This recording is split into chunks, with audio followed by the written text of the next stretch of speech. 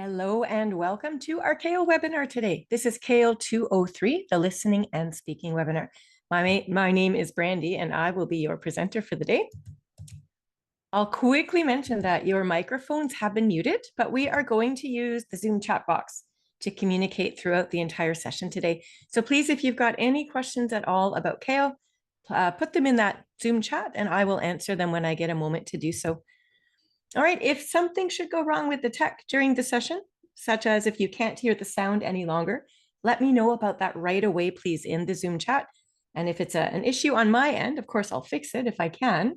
If it's an issue with your own computer, the best advice I'll give right now is to log out of Zoom and log right back in again. And that should fix any situations that might arise. You are most welcome, of course, to take notes throughout the session, but I think provided you follow along, you participate in the chat box, you can even take screenshots of any slides that you find useful. I think all of that will focus your attention on the CAEL test. And within the next 24 hours, we are going to email you anyways with some helpful links. The first link within this email will take you to a survey, and that part is completely optional. If you want to give feedback, we always welcome that. The second link is going to take you to a study pack of materials. And that study pack is going to summarize the important listening and speaking strategies that we'll be talking about today. Third, within the same email will be a link to take you to a recorded version of this same CAEL 203 webinar. We keep one copy or one recording of each of our free webinars on our YouTube channel. So if you can't stay for the entire session today, that's perfectly fine. You're welcome to log out when you need to. And then, of course, if you click on this link or find it yourself in the YouTube channel, you can rewatch anything that you might have missed. All right, so I'll quickly introduce myself and we'll get underway. Again, my name's Brandy and I am an online instructor for the CAEL test. I have been teaching for just over 25 years now altogether, working mostly with adult students who are either developing their language skills or their job readiness skills, etc. And I've been helping people prepare for the CAEL test specifically for about 5 years. So I'm here today to give you some listening and speaking tips specifically. Now, before I forget to mention this, I'll mention it right now. There is an academic success bundle that is available for people that are looking to register for the CAEL test, to take the test in the near future. So when you go online to register for this test, if you punch in this code, it says CAEL 25, you're going to receive 25% off the registration cost of the test itself. And then you will also receive about $400 worth of free study materials. There are 5 free practice tests included here. You also get free access to what's called the CAEL Accelerate program. It's an online course. The CAEL Focus courses too, those are more like textbook series. And another program called the Practice Test Plus. So again, that's available once you register for the CAEL test for the future. Again, you'll have all of these helpful study materials to help you prepare in the meantime. So here is our agenda for today's session. I will start very briefly with an overview or an introduction to what CAEL is all about. And then we're going to dive into the listening task format. This entire test will be done on the computer. So it's really important to know how to navigate the computer screens and where to find helpful information. We will certainly be doing some listening practice today and also listening to a speaking response that was recorded by a real CAEL test taker from a past test. So I'm going to play for you his response today. And as a group, we can analyze the strengths and the weaknesses of that response. At the very end, I'll quickly run down our study materials, as we do have free materials to help you out, and that online bookstore that I'll introduce to you later on. So let's get underway.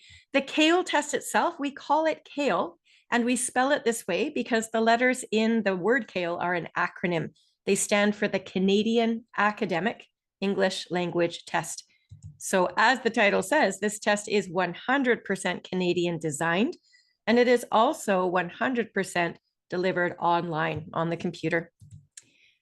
The test itself, we'll call it an integrated skills test because most of the time you'll be combining different language elements in order to understand meaning and produce meaning.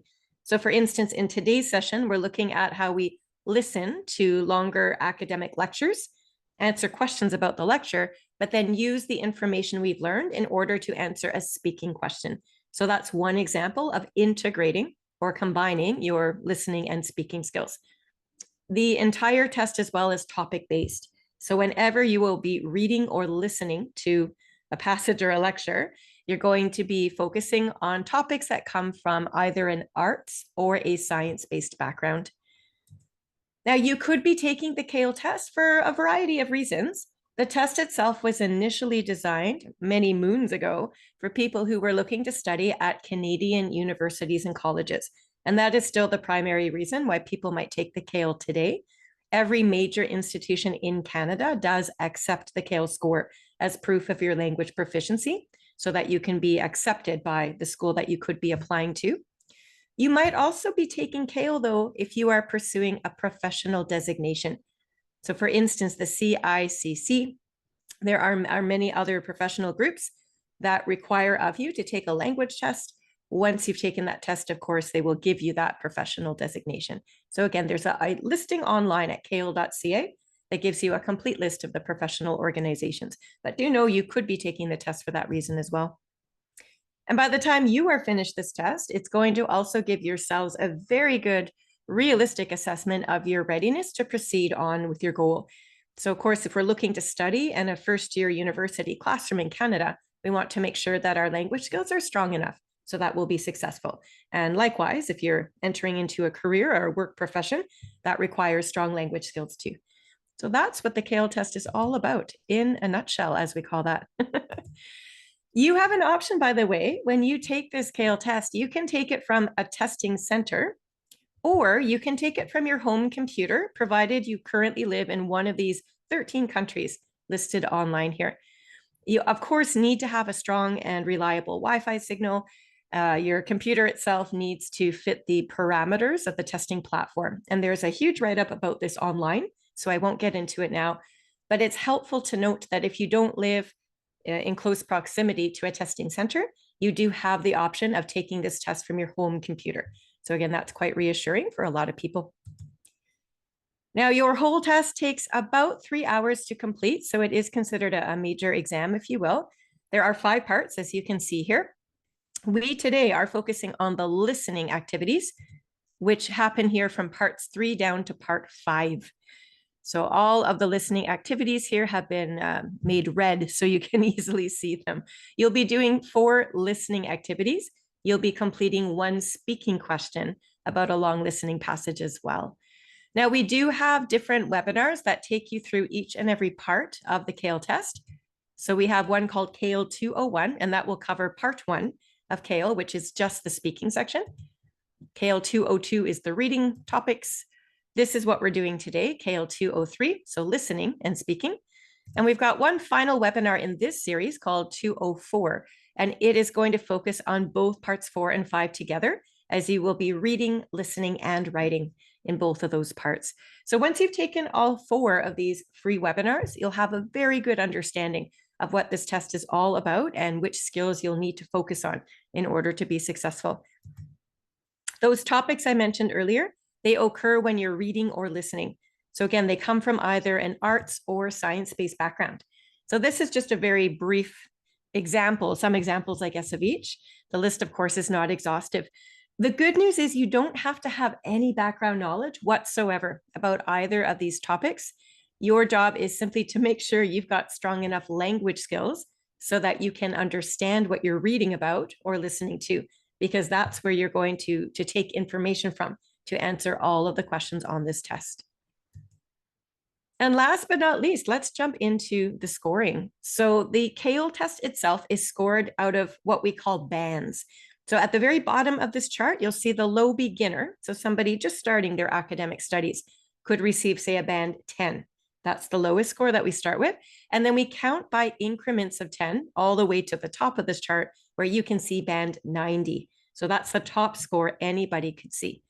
90 means, or even an 80 also means that you are an expert communicator in English, which is challenging to achieve for a lot of us in the testing situations, but that's the goal here. We're going to work on our skills to get up there.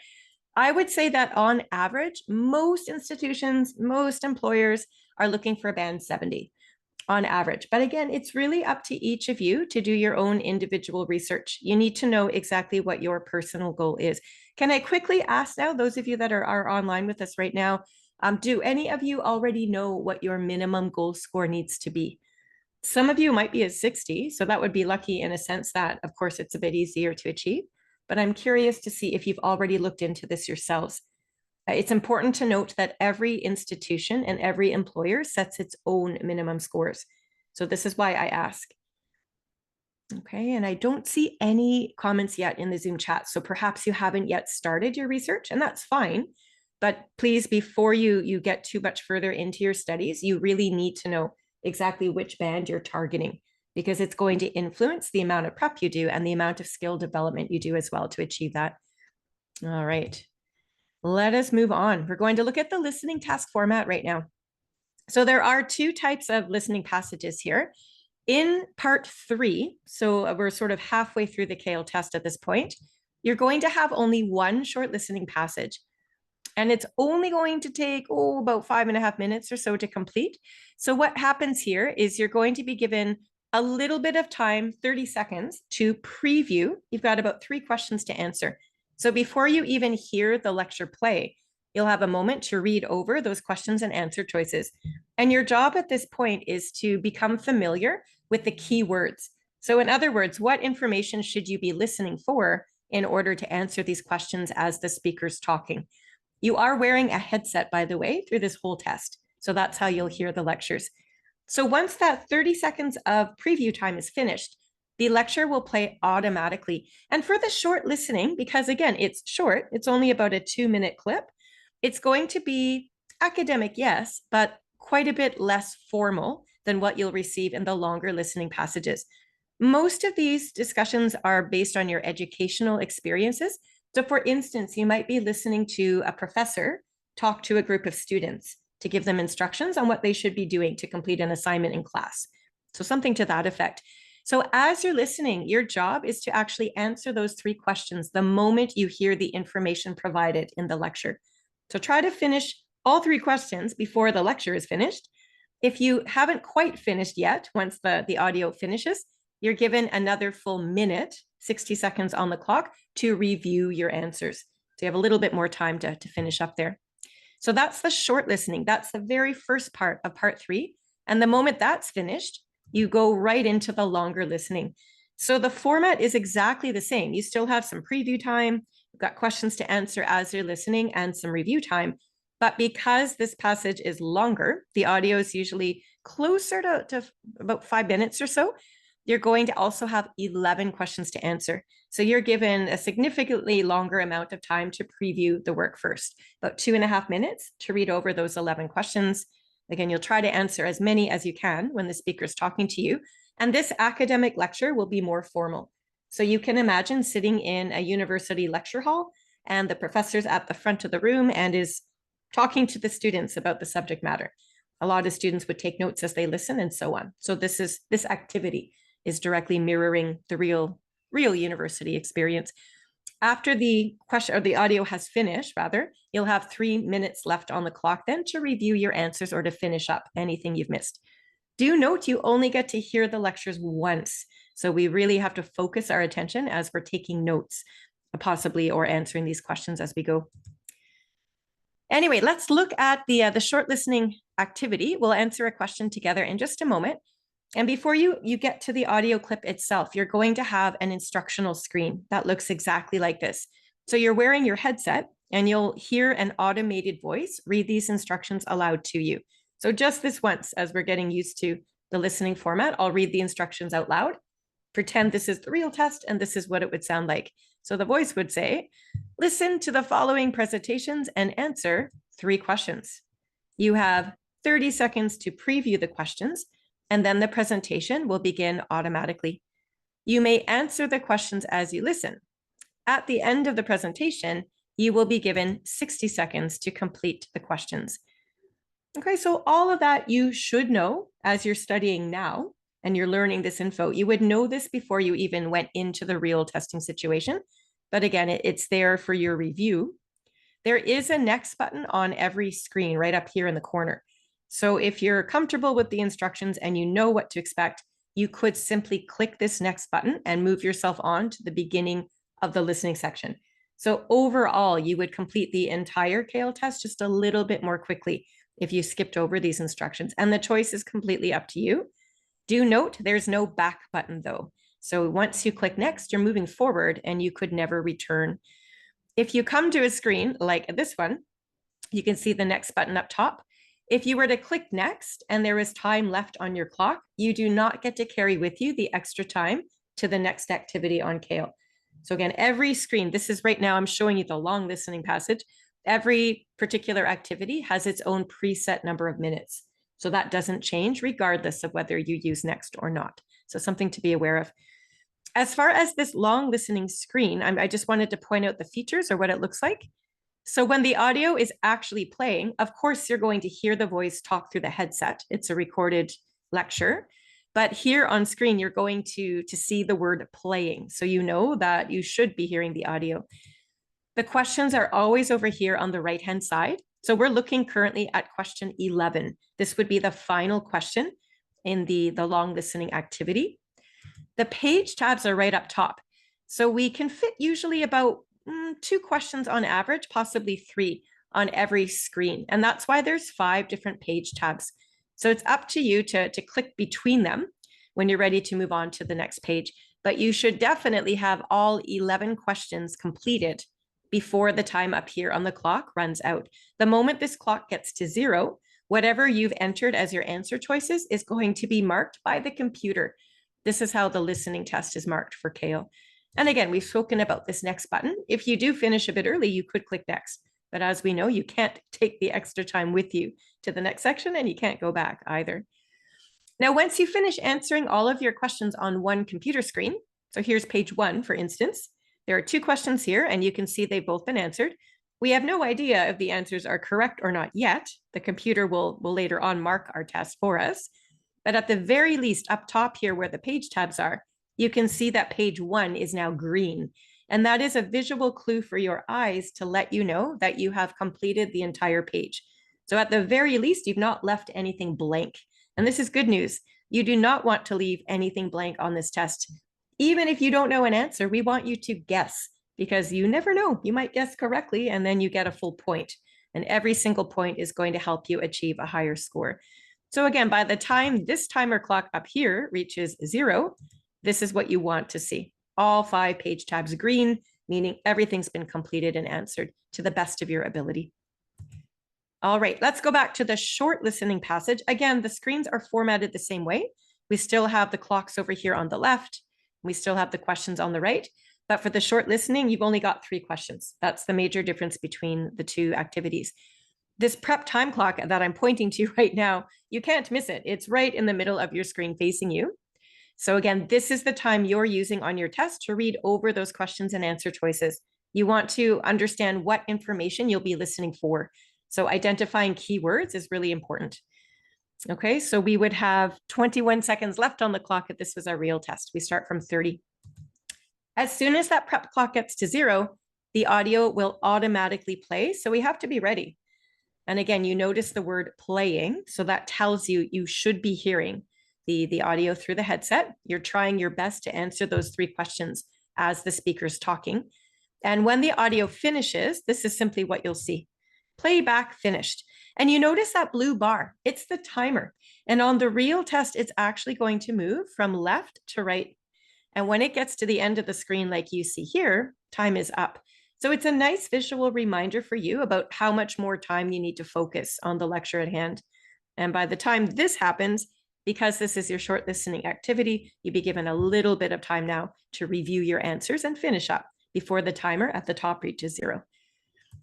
Now, there are a couple of different formats, if you will, or types of questions to answer.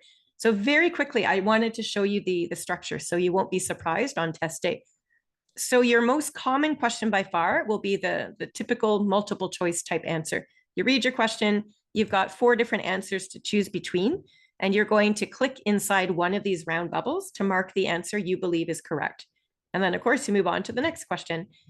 Every now and then, you will have multiple choice like this one, but more than one answer is necessary. And the instructions always tell you how many answers you must have. So the instructions here say to choose 2. So looking now, you've got 5 different answers to select between. And you notice too that instead of round bubbles, we've got little squares in front of those choices. So you must select the 2 correct answers from this list to earn the 1 point for the answer itself. Every now and then you'll get a question asking you to choose 3 answers. So please just follow the instructions. Again, every single point you earn is going to help your score. Fill in the blank is also possible on CAEL. You see that white box? You're simply going to click with the mouse inside the white box and use the keyboard to answer. But once again, we have to pay attention to what we're being asked to type. This question says, put 1 number from the passage into that white box. 1 number, right? It doesn't ask you for 3 words. It asks you for 1 number. So once again, follow your instructions to ensure that you have a better chance anyway of getting a point there. We sometimes have drop-down questions like so. It's still multiple choice in the sense that you need to select 1 correct answer from that list, but you're going to click on the answer that actually completes the sentence above. So the computer is going to place your answer within that white box, so the whole sentence hopefully would read correctly from beginning to end. Sometimes you'll be asked to order. This doesn't happen very often, but now and then you'll get 4 different terms like you see here. They're listed vertically too. The instructions say to put the oldest term at the top and the most recent at the bottom. So once again, we're going to click and drag and rearrange those answer choices until the oldest is at the top and they go all the way down to the most recent. Just follow the instructions, as I say. It's definitely going to increase your chances of getting the right answer. And last but not least, you might have some matching activities. So again, we've got 4 answer choices up top there. They look like animals. And the question is asking us to match those animals with the periods or the years in which the animals were domesticated. So you would get this information from the lecture itself, but one at a time, you're going to click and drag those animal choices into whatever box is correct. So when you've placed the animal where you want it, of course, you release your mouse button and the answer stays. You can change your mind, by the way. If you still have time left on the clock, feel free to rearrange these as many times as you need to. But again, whatever you've got in the answer boxes, when that timer gets to 0, that's what's going to be marked. So we do want to make sure we're being efficient as we work through these questions. All right, we're going to get into actual skills practice now. So there are 3 types of questions that we have to be prepared to answer, and we will practice this together today. The first type of question is what we call general meaning. So these are your big, broad in scope type questions, such as, what is the main idea of this passage? If you had a question like that, you would have to gather details from large chunks of the audio, and then gathering together, you would be able to make an informed decision looking at the answer choices. The specific information questions, though, the second type down, these ones are much more focused. The questions themselves will focus your attention on one key point. Remember those 5 W's, the who, what, where, when, and why? So one of those 5 W's will be mentioned. Perhaps it is a when type question. So you're listening specifically maybe for a year or a date in particular, right? So when your brain is focused on one piece of information, these questions tend to be a little bit easier for us because your answer comes really from sometimes one word only, or maybe just half a sentence. So that's how we gather details for these types of questions. Last but not least, the inference questions. These ones are the most challenging for the vast majority of test takers. They require higher level critical thinking skills to begin with, because your answer choices are not stated directly in the audio at all. Instead, you've got to fully understand what you've been listening to, and then connecting to that text or relating to it and putting all the information together, you're going to select the answer that makes the most logical choice. So you are drawing conclusions, you are making assumptions. It's a really high level skill, but an important one to have. So we will practice these together today. So let's get into practice. And this is where I am relying on all of you to place some of your thoughts into the Zoom chat. So let's see how well we do with this. Remember, this is now the short listening. You can see short listening in the top left-hand corner. We would have a little bit of time to read over the questions and answer choices first. We'd have 30 seconds on the real test.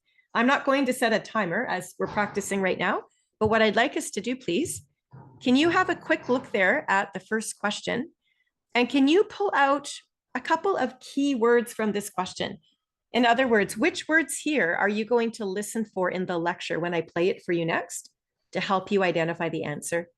Can you take a moment and in the Zoom chat when you're ready, identify, I think there's about 3 different keywords that I find helpful.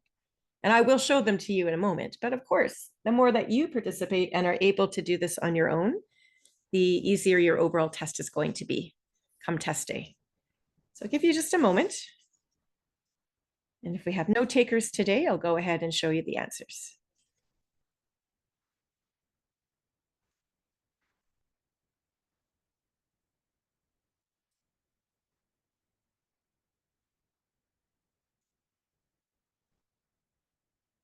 I'll give you 10 more seconds to jump in. And if not, I'm going to move on without you because we need to finish our work in time. Remember, you've got 30 seconds on your real test to get through all 3 questions. So we don't have tons of time to sit and look at one particular question. So the first thing you'll need to notice is that you have to put one number into that white box. So that's the very first thing. You're listening for a number. So that sounds easy enough.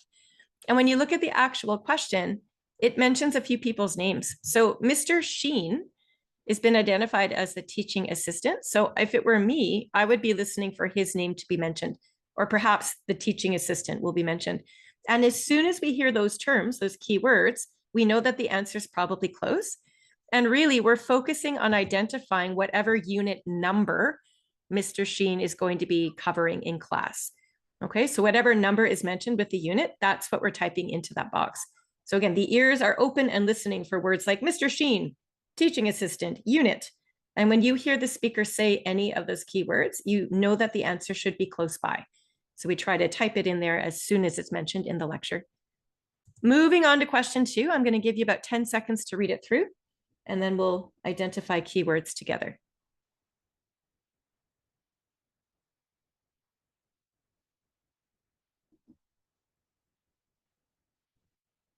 And this one's relatively easy in the sense that the curious bunch has been written inside quotation marks. You can see those lines on either side. And what that tells us is that the curious bunch, those exact words, are going to be mentioned out loud by the speaker. So as soon as we hear the curious bunch, we're going to be listening intently to figure out what the curious bunch is talking about or referring to.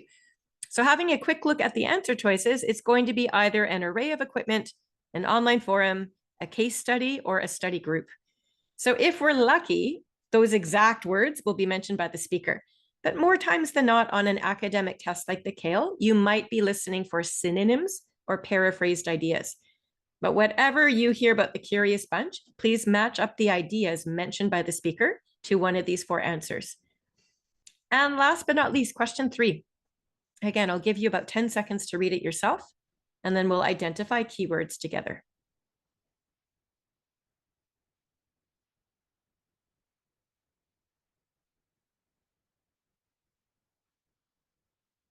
Okay, so this looks like a very specific focus to me. We have something called the GCMS machine. Now, I've never heard of that before.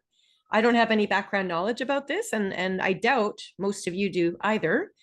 But GCMS machine is the name of a very particular machine. So I'm guessing at some point the speaker is going to mention that out loud. And interestingly enough, the answer choices are actually the kinds of questions. So it's kind of an odd question on the test, really. But we have to figure out this GCMS machine. Is it going to be addressing the what, the when, the how, or the why type questions? So that's what you're focusing for. So with that in mind now, I am going to play for you this lecture. It is 2.5 minutes long. You're only going to hear it once, exactly like it would happen on the real test. So at home, I know you can't click on this computer screen as I'm showing you screenshots right now, but at home, I hope you've got a paper and pen nearby, and I'd like you to write down the answers to these 3 questions the moment you hear them, and we will take them up together on the next screen. But this is a really good opportunity for you to get some authentic listening practice down. So I'll play it now, and we'll see how you do. Hello, everyone. Welcome to Introduction to Forensic Science, or FOSC 100. I'm Dr. Mortimer, and I'll be your instructor for the course. I also want to point out from the beginning that although the course material and the learning objectives may seem a bit daunting, help is available. We have a wonderful array of resources to help you understand and apply the scientific principles you'll be learning about, including a well-equipped section in the library. If you are really into checking out some pioneering methods and diagrams that are not yet available online, interlibrary loans are available on request, and they're usually accommodated within 5 business days. I'd say that the reading list at the end of the course syllabus is a good place to start. We have a world-class chemistry lab where you can learn anything from doing a simple TLC test to witnessing the scientific wonders performed by a GCMS machine. Now, you will need our teaching assistant, though, especially for booking a visit during Unit 2. That's Mr. Sheen, the assistant, over in the corner there. You're also encouraged to join the study group organized for this course. The group is organized and run by half a dozen third and fourth year students in chemistry and physics, and they aptly call themselves the Curious Bunch. I believe that first year students can learn a great deal from their study groups, which are held every Thursday, I believe, and also from their case blog called The Sign of 44, where you can find an archive of the cases listed in the current and previous syllabi. Okay, any questions so far? Professor, you mentioned a GCMS machine and a TLC method. I was just wondering if you can tell us a little bit more about what they are. Good question. Sorry, I should have clarified earlier. GCMS stands for gas chromatography mass spectrometry. It is a powerful tool. It not only separates a mixture of substances into individual components, but also analyzes and identifies what the components are. And TLC stands for thin layer chromatography, which is a much simpler but faster way of identifying compounds. All right, that would be it. So again, that was about 2.5 minutes long, just for time's sake. Hopefully you were able to find the 3 answers as the speaker was talking to you, because again, you only get to hear the lecture once. On the real test, remember, you'd have a little bit of time left now to go back over these questions and answers and double check you're happy with them, but we still have to be quick. I'm going to show you the answers now, and I'd like you to please match them up with what you wrote down at home. So question 1, we wanted the answer unit number 2. For question 2, the Curious Bunch refers to a study group. And for question 3, I hope that you identified the GCMS machine addresses the what types of questions. I'll also point out here that GCMS machine was mentioned earlier on in the lecture, but the information we needed to answer question 3 was not given at that point. Instead, it wasn't until the very end of this lecture when that student asked the question for clarification about the machine, and that's when Dr. Mortimer, the teacher, gave the answer needed. And I point that out as well because you'll notice that the answers themselves pretty much followed the order of the ideas that were given in the lecture. And that is also very common on CAEL. I can't say 100% of the time that will happen, because you might get a question that says, what is the main idea of this passage? And we could literally ask you that at any time, and it wouldn't make a difference for order. But as far as these general meaning and specific info type questions, usually they will follow the same order of the lecture. So that's helpful to note as well. Anyway, I hope that you've been able to answer these questions well enough. And again, if you've got any questions about this, you can always put them in the Zoom chat, and I will circle back to them when I get a moment. I'm going to move on to the long listening now. So again, the screens are just a little bit fuller. We've got 5 pages of questions to get through, as there would be 11 of them. So we are currently on screen number 2. You can see that up top. And we are going to answer this question together as a group. Question number 4. So once again, can you take just about 10 seconds to skim that over? If you want to place the keywords in the Zoom chat, that would be ideal. But I will reveal them for you in just a moment.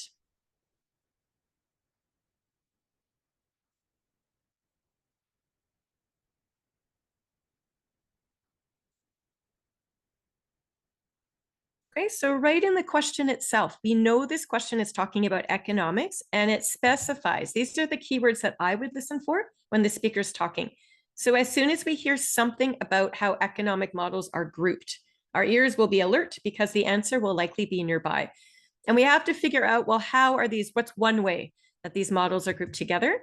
And we have a variety of responses to listen for. So it's either going to be visual and mathematical, simple and complex, Cobb, Douglas, and Olin. That must be people's names. I just recognize capital letters. I'm guessing it's named after people there. I don't know. And then, of course, principal and sophisticated. So one of these vocab words, or a few of them rather, would be mentioned, I guess, by the speaker. So I'm going to play for you now the lecture itself. It is a longer lecture, but I'm only going to play about 45 seconds for you so we can do some very targeted practice together as a group. So please listen for the keywords, answer on your own at home, or place your guesses in the Zoom chat. Totally up to you. Let's play it now. Depending on the perspective you take, economic models can be grouped in various ways. For instance, just from the way that the models are presented, we can distinguish between visual models and mathematical models. Mathematical models include optimization problems where consumers try to maximize utility subject to their budget constraints. Visual models, such as the graph we just saw, present things graphically using flowcharts and diagrams. Another distinguishing feature that differentiates models is what kind of data they analyze.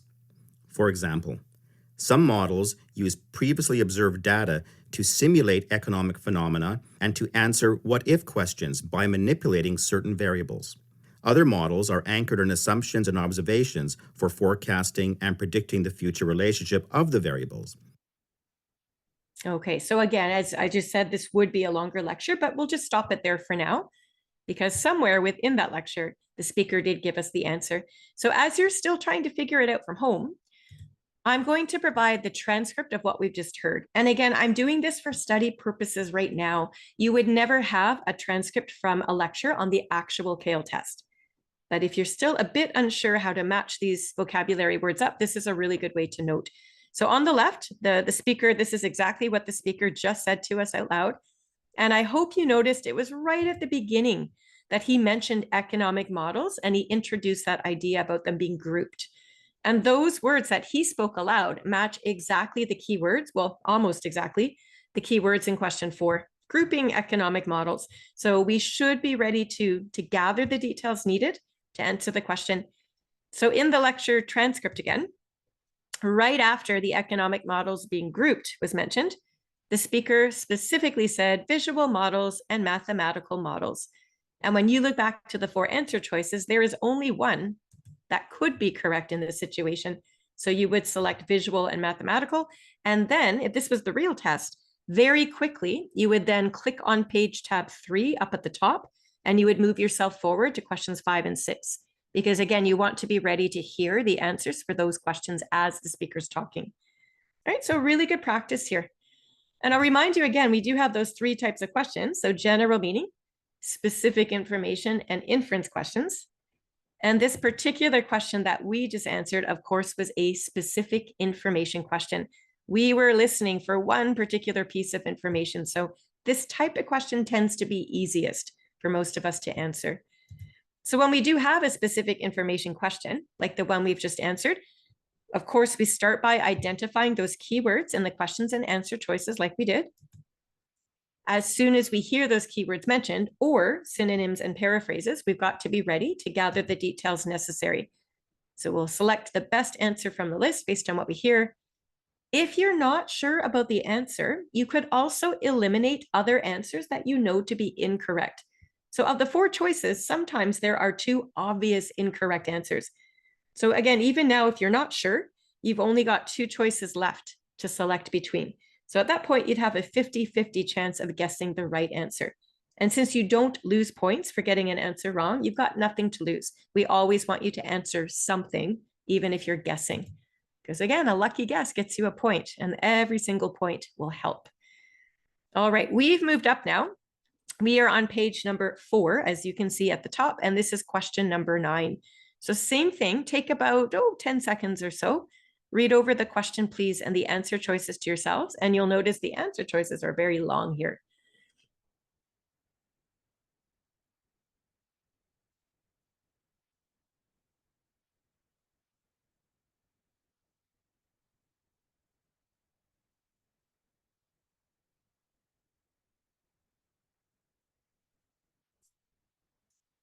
So if you look at the question, a person's name is mentioned. And when a person's name is mentioned, I find these the easier types of questions, because when that person's name is mentioned by the speaker, I know that my answer is probably going to be close by.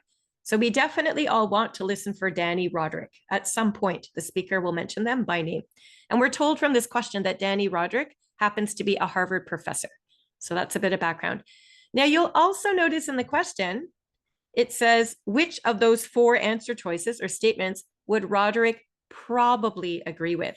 And the moment you see the word probably, it tells you with certainty that this is an inference question. In other words, those 4 answer choices are not going to be directly stated by the speaker. So instead, here's our plan. We're going to have to listen for Danny Roderick's name. We're going to have to understand what his ideas are, I guess, about economics. And then once we put all of that together from the speaker in the lecture, we should be able to look at these 4 answer choices and select the one that makes the most logical sense, right? We're making an assumption. And the way I would approach this in my preview time is I noticed that pretty much every single answer choice starts with the same thing, with either some models or economic models. And that's not entirely helpful. So what I want to do is try to see how these answer choices are different one to the next. And this first answer choice says that some models are superior. The second choice talks about how models always fall short, and that means they fail ultimately in the long run. The third choice talks about how these models are rigid, so that means not flexible at all. And that last answer choice talks about how models are not solid, and this speaks more to theoretical foundation. So again, at least the focus of each answer choice is quite different. So when we hear Roderick's name mentioned, well, then hopefully we'll have enough information to piece it together and make an assumption. So I'll play the audio clip for you now. Again, it's a longer lecture. Yes, it's about 5 minutes long or so, but I'm only going to play 30 seconds because I really want you to focus your ear on listening for Danny Roderick's name and learning more about them. So I'll play that for you now. Economic experiments are often critiqued due to concerns of their internal and external validity. Particularly, they may not be applicable to true economic behavior.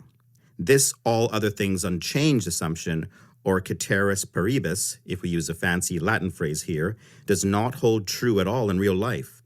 So it's not surprising that Danny Roderick, a Harvard professor of economics, said that models are never true, but there is truth in models, as they reflect a simplified view of the world.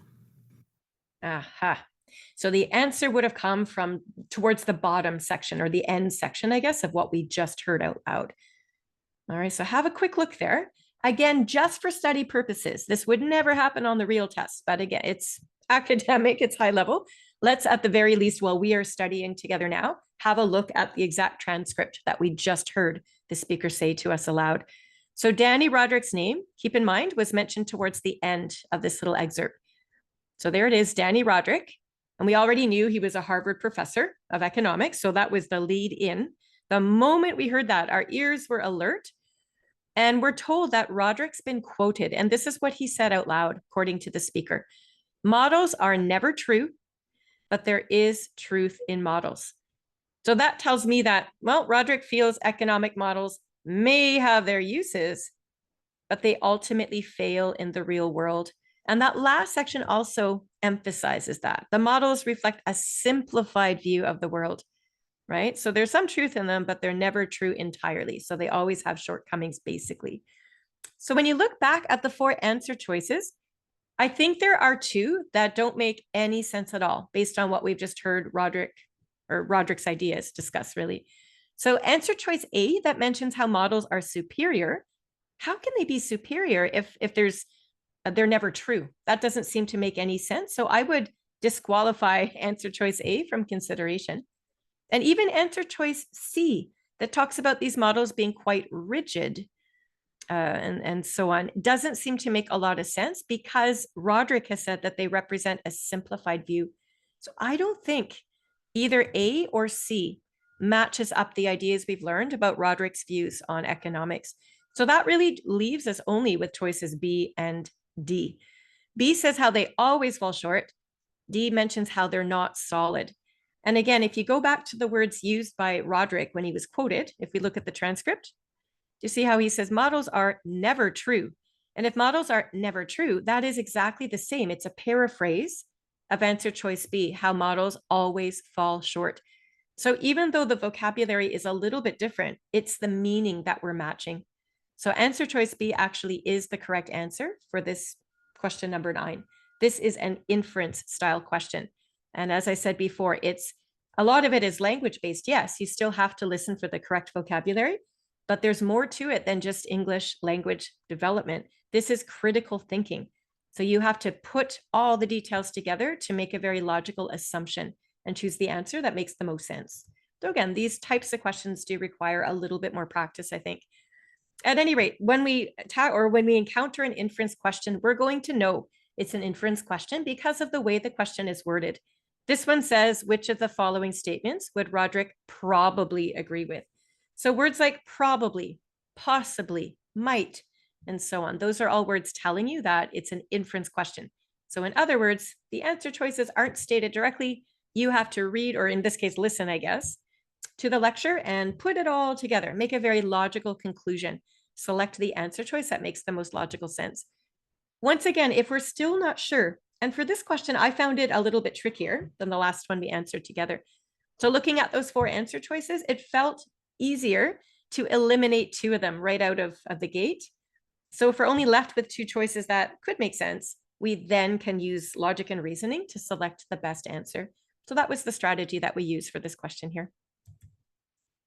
Anyway, let's review the strategies so far that we've been looking at. So remember, for whether it's the short listening or the long listening, you are going to have a little bit of preview time first. So please take advantage, read the questions over and figure out what type of question it's going to be asking you about. If it's a specific detail, you'll know exactly which words from the question to listen for. If it's an inference, again, you know you've got to make connections, and so on and so on. Always identify keywords from the questions and answer choices in that preview time, so you know what to listen for specifically when the speaker is talking. Sometimes the vocab will be the same, but more likely than not, you'll have paraphrased ideas and synonyms to listen for. After you've answered your questions, and hopefully you can finish most of them anyways while the speaker's talking, remember you get a little bit of time at the end to review. So this is your chance to make sure all of the questions are answered. At this point, if you're still not sure, take a guess, but answer everything and double check the answers you've selected. You still have an opportunity to make some adjustments or corrections if you feel the need. But whatever you've got submitted as your answer choices, when the timer up top gets to 0, that's what's going to be marked by the computer. Now, some people like to try to take notes as they're listening on the CAEL test. And if you have time to do so, you certainly can, but bear in mind that you don't have a lot of time in the review stage to finish answering your questions. So you better serve yourself, I think, if you tried to answer as many questions as you could while the audio was playing. And I would advise that if you wanted to take some short notes, you could also do so right in that review time. For the longer listening section, you're going to be using some of those ideas to speak about a topic next anyway. So while your questions and answer choices are facing you on the screen, you might want to take a couple of quick notes. If there was a term or a couple of key points mentioned, that might be something to think about. But your ultimate goal, of course, is to answer all the questions. If there's a vocabulary word that you're not familiar with, please decide if you need to know the meaning of that word. If we're lucky, it won't matter, and we can just ignore the unfamiliar word and carry on. If, however, the words that you're not sure about are crucial or important for the answer, you're going to have to use other words in the passage that you do understand and try to guess the meaning of these new words. That whole strategy is called deriving meaning from context. It does take practice, and I sincerely encourage all of you to work vocabulary building into your study habits at home and practice this important skill. It's going to serve you not just on the CAEL test, but in the real world too, of course, when we encounter any type of reading at all. Anyway, that concludes the listening. Sorry, I should have said listening. That concludes the listening portion of our practice today. I did want to finish up today by talking about the speaking section on the long listening. So when you deliver your answers, there are 5 speaking questions altogether on the CAEL test. 3 of them in part 1 You've got one in part 2 and one in part 3. What happens is that you'll record your answers into that microphone that is attached to your headset. You'll be wearing that throughout the entire test, whether you're taking the test from home or taking it in a testing room. It's the recordings that you make that are sent off to the raters, a team of raters, and they're going to listen intently for you to demonstrate as many strengths as you possibly can across all 5 areas of this checklist in this case. All right, I'm going to quickly run through these categories here, and then I'll come back to your question in the Zoom chat there, Wanderson. So bear with me, please. The very first thing that we're focusing on is delivery skills, and this speaks to your speech presentation.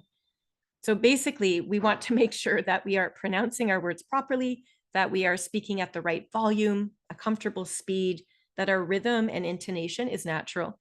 So whatever you can do with your voice to make it easy for the listener to follow you, these are the skills that are being demonstrated here and assessed. I think the challenging part of your delivery is to try your very best to minimize pausing and interjections. It is natural to say and ah now and then, and it's natural to perhaps take an extra second or two of a pause before the next main point. Because again, you will be delivering these 2-minute responses on the spot. And sometimes it does take a bit of time to think about how to connect your ideas. So that would be natural. But what you don't want to do is sit there quietly for 5 seconds or 10 seconds with nothing to say, because it's going to interrupt the flow of the piece. So try your best to keep that speech moving forward to the best of your ability as well. The second category down is all about accuracy of language. So again, your vocabulary words that you select as you speak, they first of all have to be accurate in meaning. We must understand the meaning you're trying to convey. That's always the most important. And once you've got accurate word choices, you're also then, the next step is to develop your vocabulary and try to use precise, more academic sounding vocabulary words, higher level, more descriptive, more interesting. But again, we are not using idioms. We are not using slang. That is not appropriate in an academic context. Think about your formal register here. That's part of it for the accuracy of language. And apart from just vocabulary, we're also looking at your sentence structure too and your grammar skills. So even though the raters giving you a score for speaking, they will not have a transcript of your answer. They just listen to the recordings that you make. They can still tell if you are speaking in full and complete sentences. And hopefully they're going to identify some longer, more complex structures. So the more complexity you have, the more academic or the higher level your performance is. So that's all going to help your score as well. We always want to connect ideas together using a nice variety of conjunctions and transitions. Over to the third category, which is the content of your response. Of course, we need to identify the topic right in the beginning. So you're setting up the entire response to answer a question. So we need to know what that topic's going to be with your introduction.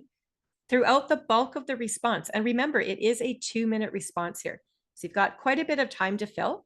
You're going to be taking main ideas and details that you learned about in the actual lecture that you've just finished listening to.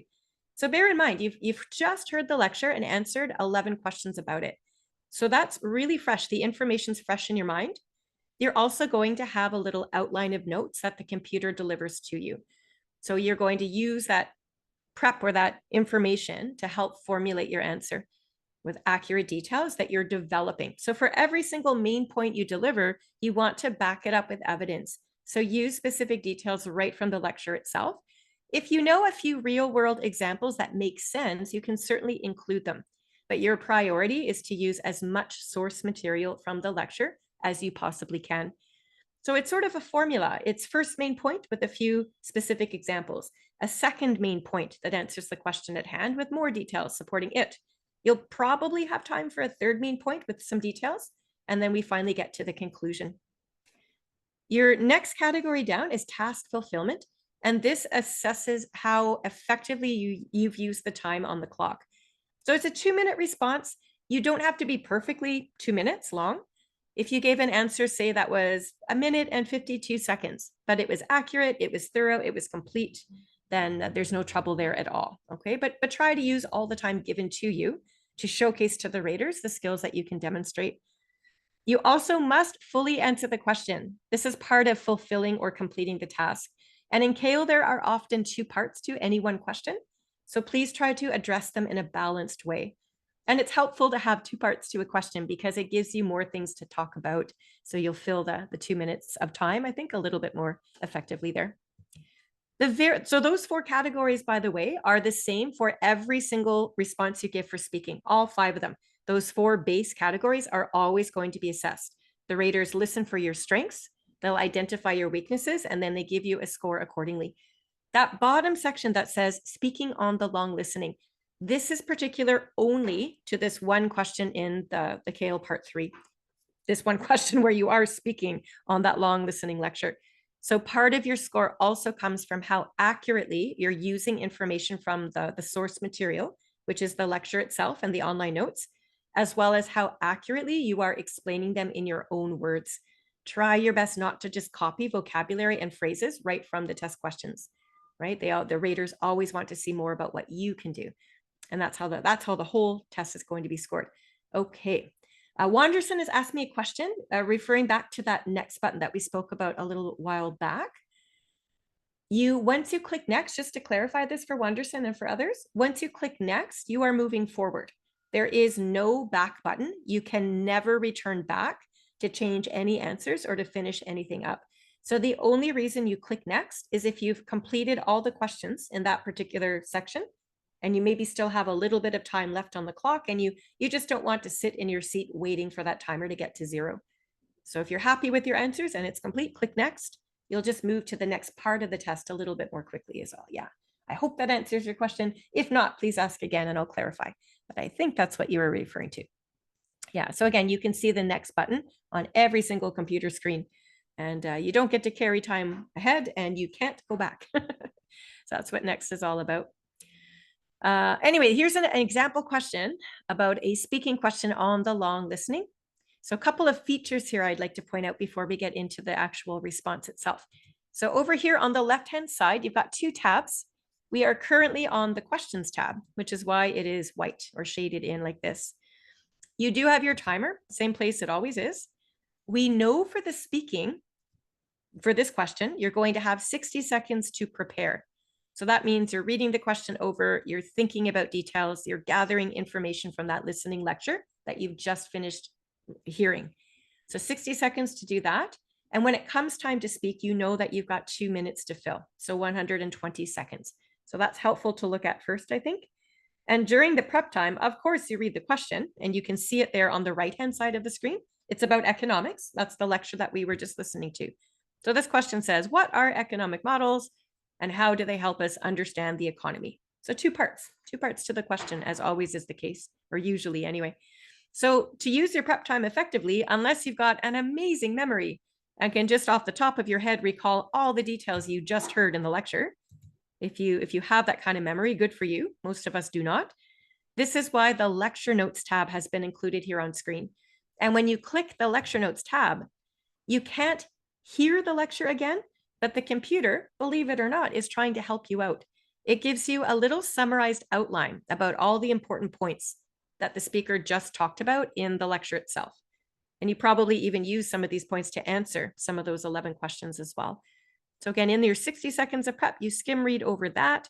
If you did take any notes while you were listening, you could also look at your own notes, but you'll probably want to write down on a piece of paper some of the relevant details that will actually, first of all, define what a model is. That's the first part of this question. And secondly, how they help us understand the economy as well. Okay, so again, you've got the 2 tabs, question tab, lecture notes tab. The question tab itself, I think on the real test, you don't really need to look at it. All it does is tell you what we've just finished talking about. So now you know you have to use the lecture notes or the ideas from the lecture when you answer this question. So that much we know, right? So you have to use the source info. That's what they're talking about, but don't copy. Try to use your own vocabulary.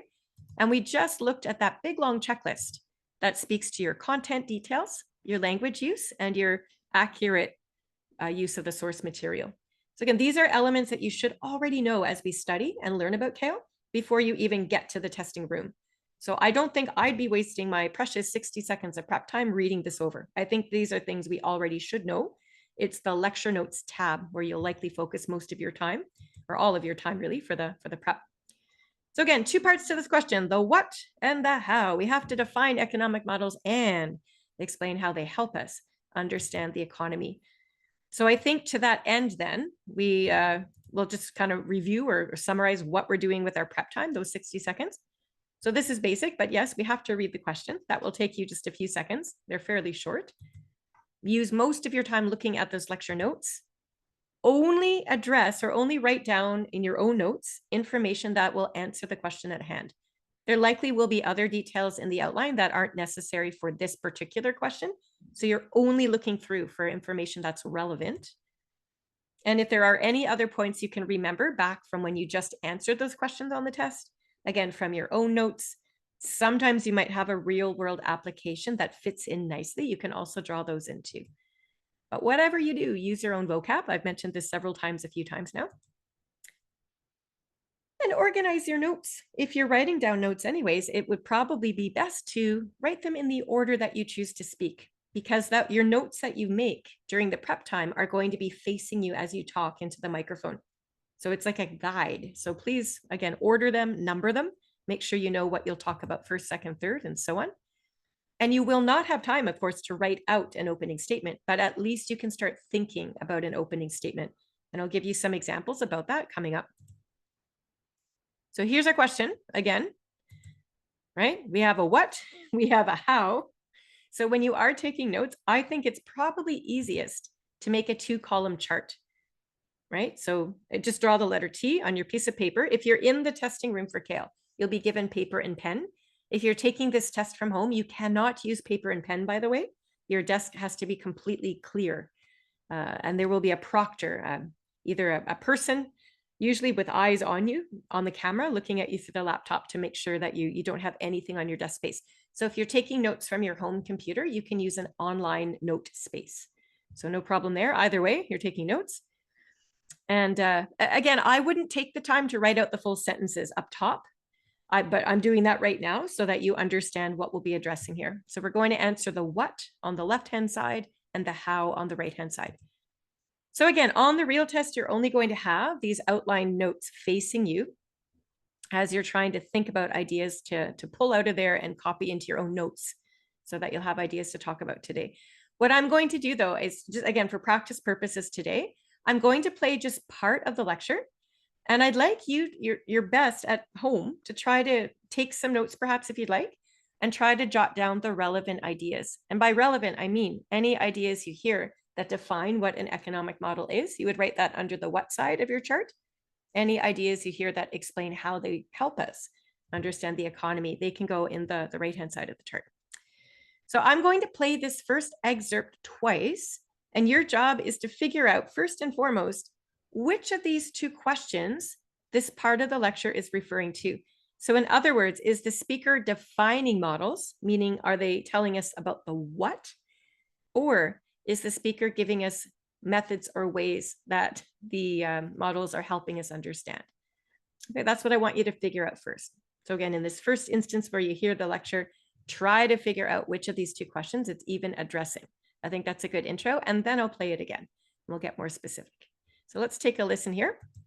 An economic model is a simplified representation or description of a real-world economy. They are created to better understand economic behaviors and to make forecasts of what might happen. Technically, economic models are the building blocks of the field as they theoretically represent how an economy works. Economists may even claim that economic modeling is the heart of economics. You may have heard of some well-known models before. For example, the Cobb-Douglas model of production and the Heckscher-Ohlman model of international trade. As you might expect, many economic models have earned their inventors both fame and money for their contributions to the field. Okay, so that was a 45-second excerpt of the longer lecture.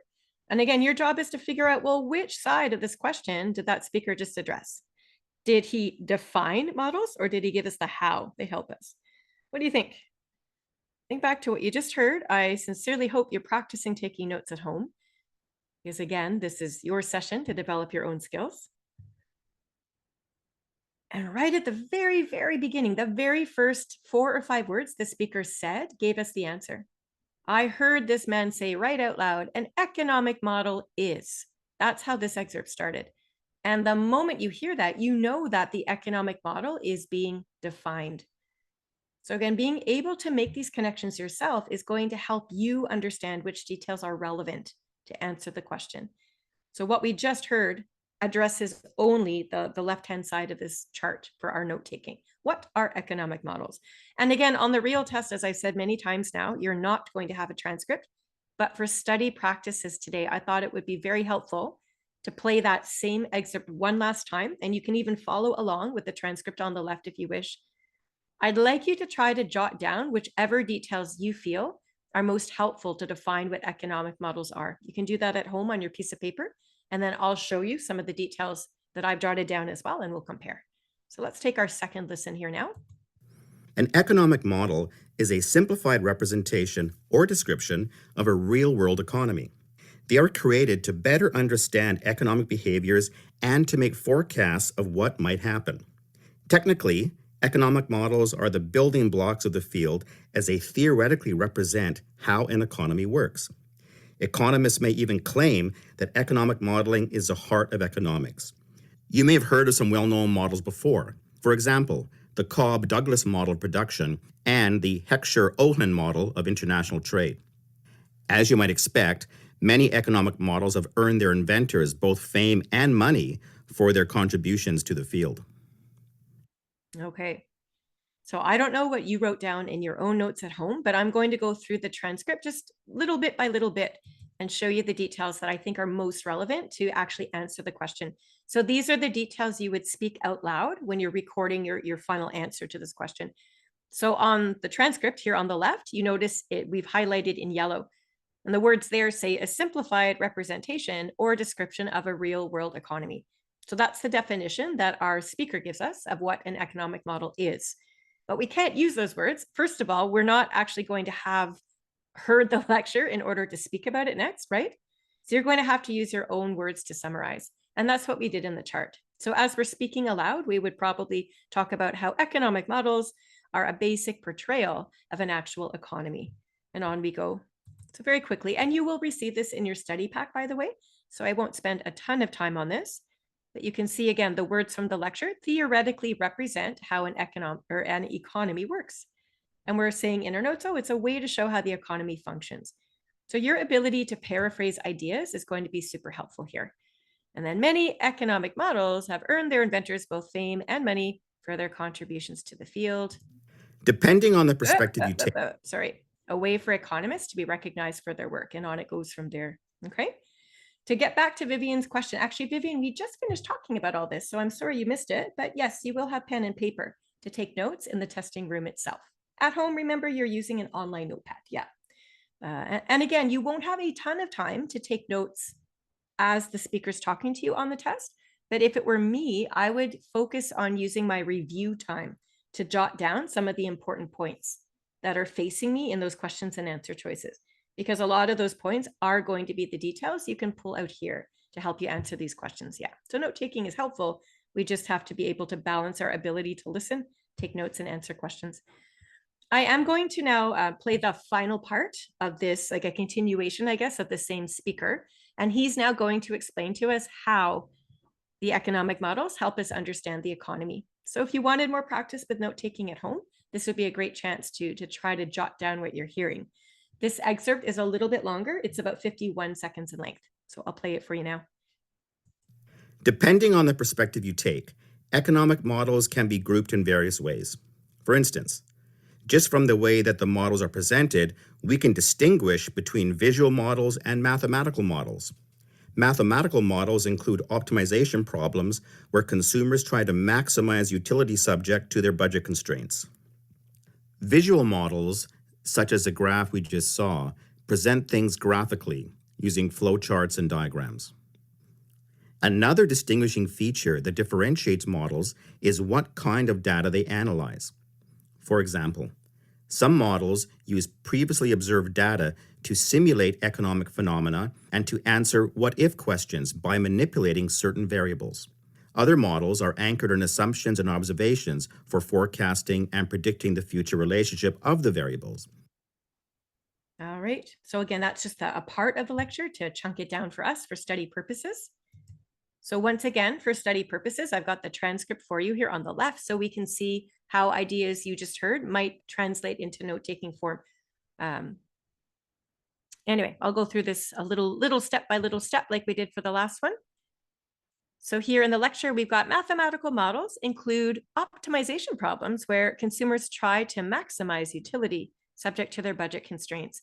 So this is a great example of the academic nature of vocabulary that you would encounter from time to time on CAEL.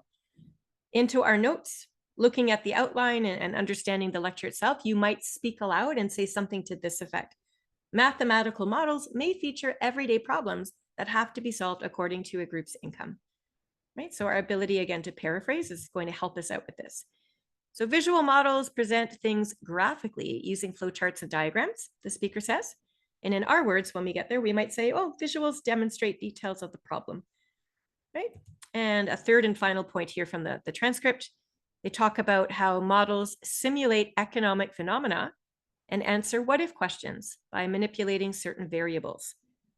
When we speak about that point, taken from the outline on the computer and from what we know about models now, we might say, well, models predict how things may turn out if we alter a few elements of a problem or situation. Okay, so again, all relevant details, your ability to find the relevant details and paraphrase them is going to be really helpful as you get to the speaking sections of this test.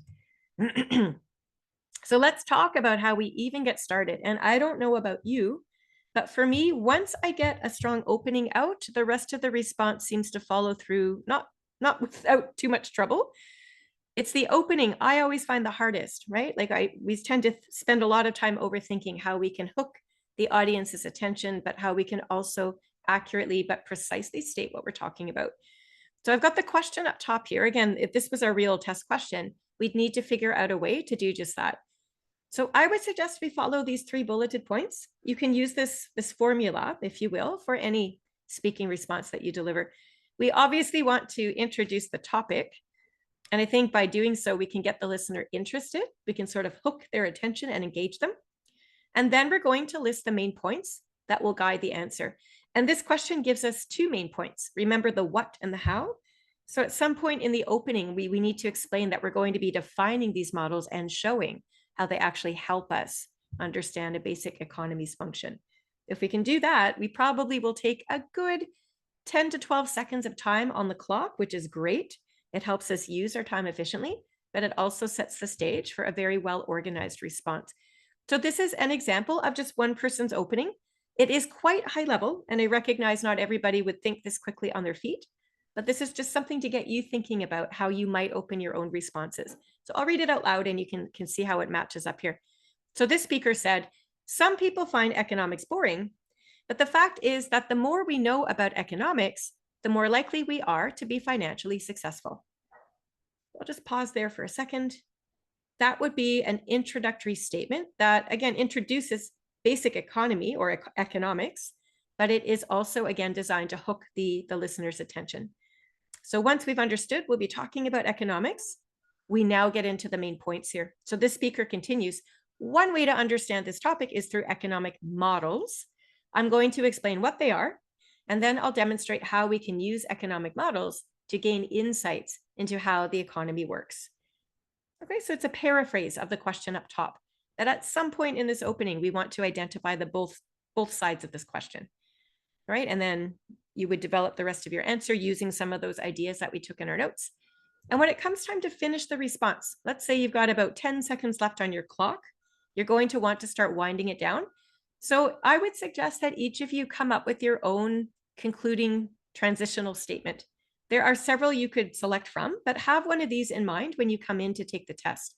If you simply just said in conclusion or in summary, we know that the next sentence you're going to say is the final sentence to wrap up. You know, some people might say, oh, returning to my main point, and you give a basic summary, or to sum things up, etc. So there are many ways you could indicate that your final sentence is about to start, but I would suggest you have it in mind already. The transition part's the easy part, and then of course you would deliver the concluding statement based on what you were just speaking about. So to finish off with our lesson here today, I wanted to show you now, or play for you, I guess, an actual response from a real CAEL test taker. He's going to be answering the same question, telling us what economic models are and how they help us understand. So remember, this is one question of 5 that this particular speaker would have delivered during the test. The raters, the team of raters listening to the responses that are recorded, are giving him a score based on how many strengths and weaknesses he demonstrates in all 5 of these same checklist areas that we've discussed. So I'll play for you this man's answer. And again, remember, the raters do not have a transcript on the real test. But since we are studying, it's really helpful for all of us to listen, but also to follow along with this man's words on screen. And I really want you to focus, please, on his organization, his content details, his vocabulary. We want to make sure that everything checks out as being academic in tone and that the ideas are accurate, etc. And I will let you know before I even hit play on the response that this man earned a band 80 overall on speaking. I cannot give you the exact score on this response because I'm not a rater and I don't have access to that private information. As an instructor, though, I can tell you that his overall score, the average of all 5 speaking responses he earned on this test, they averaged out to a band 80. So clearly, this man has advanced communication skills. So we can expect some very helpful and high-level tips as we listen. So I'll play that for you now, and we'll have a quick discussion about things he did well and maybe where he might want to continue to improve.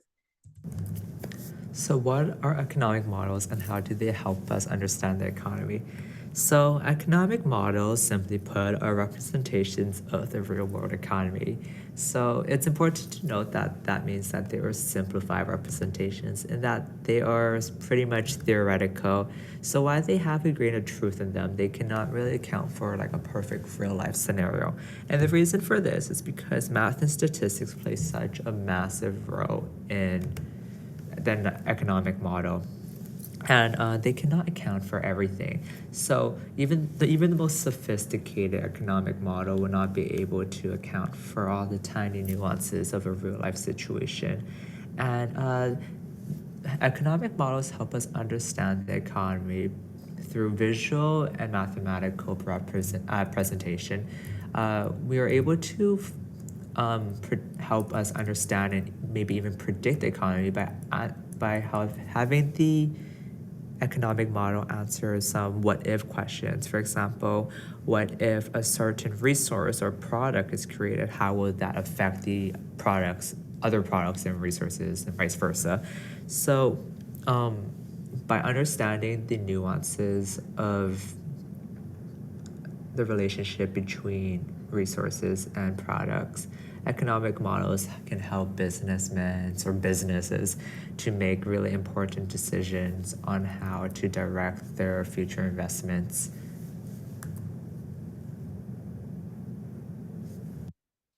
And that would be that. Okay, so again, we know it's a band 80. That much has been covered, so it's a fairly high-level response.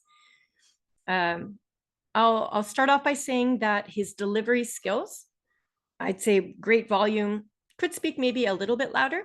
His speed is okay. You might have noticed a few hesitations sort of between ideas. And if you look at this transcript, and you will receive it in your study pack, we've included a couple of those ... dots. We call those an ellipsis, and that indicates a little bit longer of a pause. But again, these are fairly normal when you are delivering a formal response like this for the CAEL test. So it doesn't interfere with the flow as the pauses weren't overly long. So I wouldn't worry so much about that. His intonation is fairly natural, but honestly could be improved just a little bit. We want to make sure that the voice rises and falls naturally, but it also, using intonation effectively, helps the listener know when your ideas begin and end. But overall, delivery skills quite high.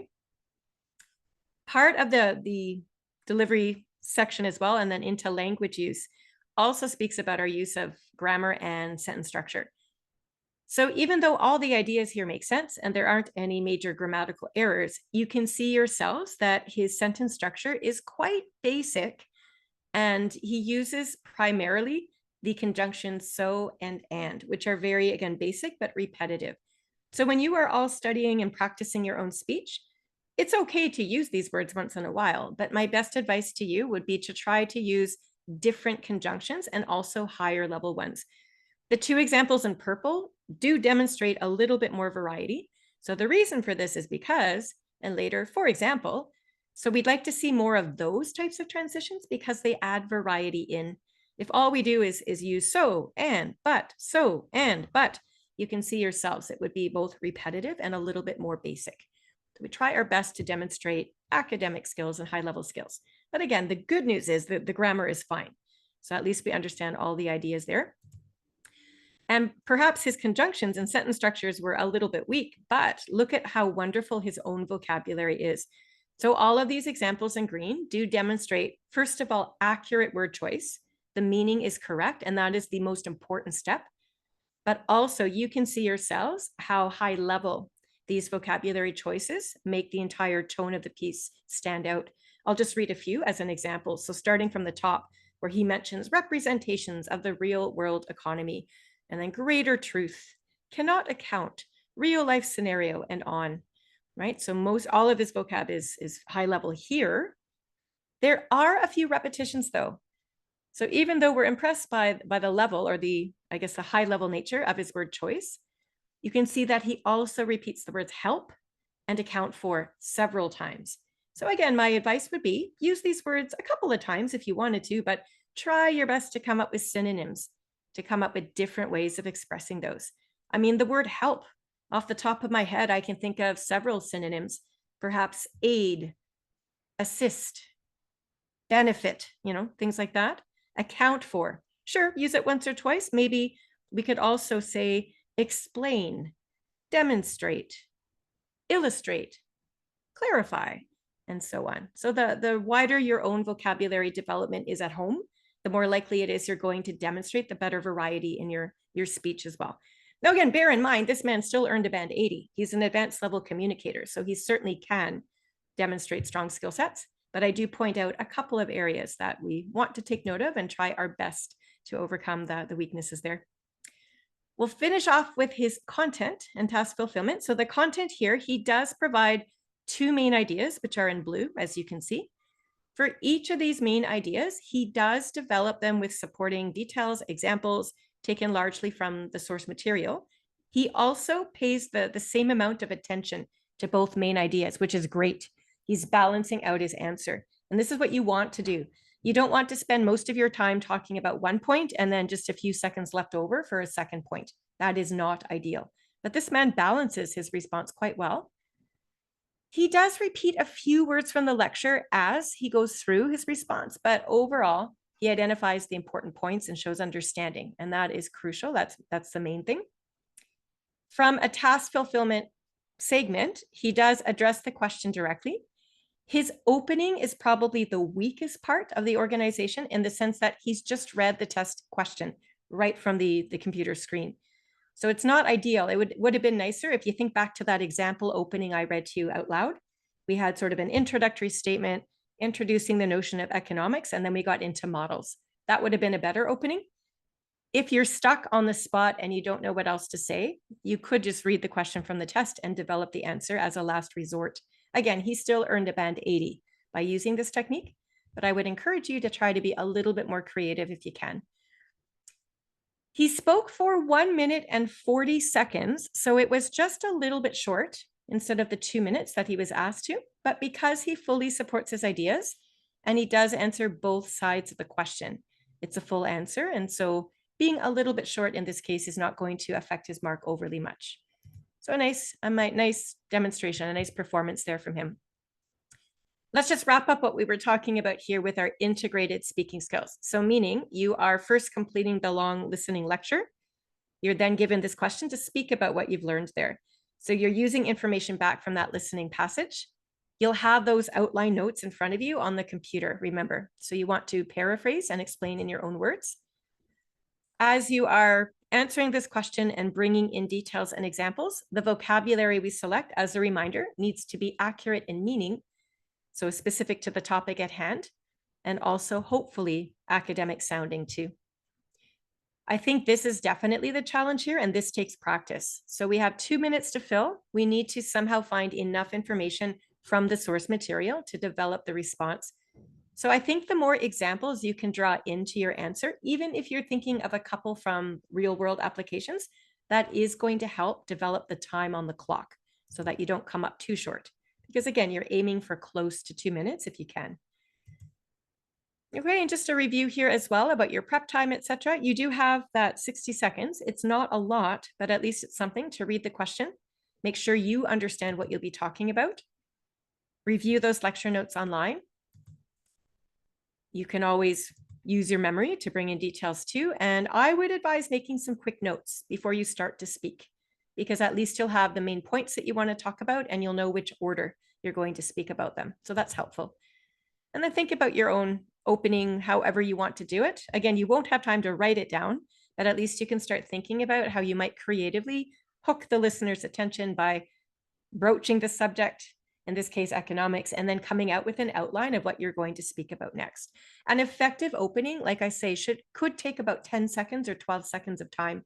And that is ideal because it's less time you have to worry about filling later on with details. So bear that in mind. Anyway, we're coming to the end of our session. So if there are any last minute questions about CAEL, now is a great time to put them into the box. I am going to quickly run down our study materials and then I'll return to the Zoom chat and answer any outstanding questions there.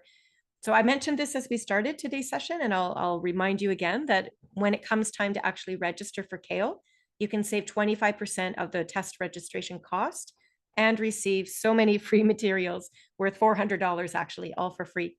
And you would use the code CAEL25 online when you actually register for the test to receive this discount and the free products. We do have a list of other webinars, as I mentioned earlier too, that you can take. So the one up top in yellow is our introduction to CAEL. So that's why it's yellow, just to make it stand out as a different topic. Those 4 green sessions, this is partly what we did today. We did CAEL 203, which is all about listening and speaking. But if you haven't yet taken those other CAEL 200 series webinars, that would be my next recommendation to you. These are free sessions anyways, and they'll walk you through each part of the test, and you'll do a little bit of practice like we did today. So it's a great way to become acquainted with CAEL and get some skills development done. Those bottom 2 sessions in blue, CAEL 301 and 302, these are the longest sessions that we have. They're 2 hours. All the other sessions are only 90 minutes. And the speaking and writing workshop take a really deep dive into each of those language elements. So if you wanted more help with one of those areas, again, they're great workshops to come to. They're all free. And again, they're all recorded on our YouTube channel, so you can watch if you can't attend live. Also on YouTube, and the name of our YouTube channel is in the bottom here in red. It's simply called CAEL Official. Please spell these words correctly so you know you're on the right site. We do have other series there, and one of the series, there's an old CAEL Live series from a couple years ago, and they include Q&A and interview type sessions with sometimes real test takers, sometimes immigration experts, etc. And then that CAEL Prep with Brandy series is also available too. We've got, I think there's more than 40 episodes I did for the CAEL channel, and they're little bite-sized lessons anywhere, usually about 20 minutes. They're not overly long, and they'll tackle one aspect of CAEL. Again, it's free prep and free instruction for you. You can browse through the playlist to see if there's anything there that's useful for you. We also have 2 free CAEL sample tests available right on the website, and also a study guide for free that you can download. And then we sell additional materials. So really quickly, again, go to cael.ca. Under the free prep section, you'll find the 2 free tests. So I think if it were me, I would advise taking the free webinars first so you know what to do, and then try these 2 free sample tests and see how much you've learned. You'll know right away which areas you're doing quite well within and then which areas are more challenging. So you'll want to study harder on the difficult parts to get those skills up. And again, that study guide is downloadable free right from the website too. There are currently 11 practice tests available for purchase, and you can purchase them individually or bundle them to save a little bit of money overall. Again, the Accelerate program is an online course. You would get this for free if you took advantage of that CAEL bundle. The Practice Test Plus also comes as part of the CAEL bundle. And it gives you lots of activities framed around the order of a CAEL test from start to finish. The Focus series, these are textbooks, again, included in the CAEL bundle, I should say. And there is a small vocabulary builder. Some of our test takers enjoy breezing through this and developing really quickly more academic vocab to use in their responses. I would also recommend that you should be reading every day, even 20 minutes a day, find an online news source that you enjoy, because news articles usually use the higher level register.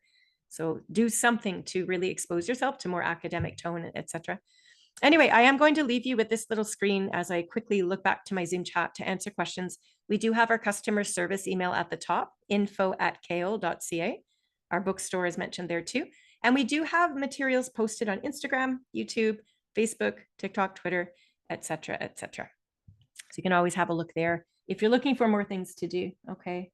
So give me a second, Wanderson. Your question is a little bit long and it's going to take me a moment to read. Okay, so Wanderson is still worried about that next button. Okay, so do not use next, Wanderson. Please don't use the next button. What happens is when you start the listening test, you're going to get a little bit of time to preview your questions to find the keywords, and then the audio starts automatically. All you're doing is answering questions. So you're clicking the answer choices on the screen while the audio is playing. All right, when the audio finishes, again, you've got a little bit of review time. At this point, if you're finished answering all of your questions and you're very happy with your answers, and there's still a little bit of time left on the clock, you have a choice. You either sit there patiently in your seat and take a little break, and when that clock gets to 0, then the test automatically moves you to the next listening activity or the next test part. Or if, say, you've got 40 seconds left on your clock, you're done answering questions, you're happy with your choices, and you just don't want to sit there and wait for 40 seconds for that clock to count back, that's when you use next. And you're just going to skip those 40 seconds. You're going to move to the next part of the test to avoid just sitting there waiting and staring at your computer screen. Does that help? Yeah, I hope that reassures you.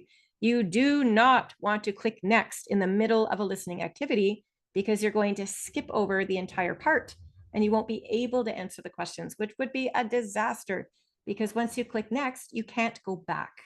Yeah, so next is only a time-saving measure. Most of you won't use it at all, I'm guessing. This is a challenging academic test. You'll probably use every second available to you to answer the questions. But yeah, we do put the next button in to give people choice. So yeah, I'm glad we've clarified that for you. And it looks like I've got another question here from Jing Yi. Yeah, Jingyi, the sample tests, because they're free online, they're structured a little bit differently, right, than the real test. So yeah, it's at your leisure for those free sample tests. You can complete any part of the test that you want to, and only do one part and then log off for the day. And when you come back to that test the next day, you can just continue on with a different part, etc. Yeah. So the free tests, they're still timed. Like they're still, if you're looking at, say, the long listening lecture, it would still complete it the way we did today with your preview time, listening time, review time. But yeah, you don't have to complete the whole thing from start to finish in 3 hours. It's at your leisure to do as much as you'd like in one study session. May I recommend, though, that before you actually take the real CAEL test, you do take either it's a free practice test or maybe you've purchased a practice test from the bookstore. But I definitely want you to know what it's like to sit for 3 hours and complete an entire test from start to finish without any stops or without any pauses. I think you should be doing that in your study time so that you know exactly what it's going to be like on the real test day. And I'll just leave that for you to decide. Of course, it's up to you if you want to, but the more authentically you can replicate the conditions of the test as you study, the more successful and confident I think you'll be. But yeah, really good question. I'm glad you helped us all clarify that. Okay, last call for questions. We're all good today? Great. Okay. Hopefully you've got some strategies here then that will help you with your own studies at home, particularly with the listening and speaking sections. And I might just see you back for the next CAEL webinar. You can check our schedule online there to see when the next sessions are coming up.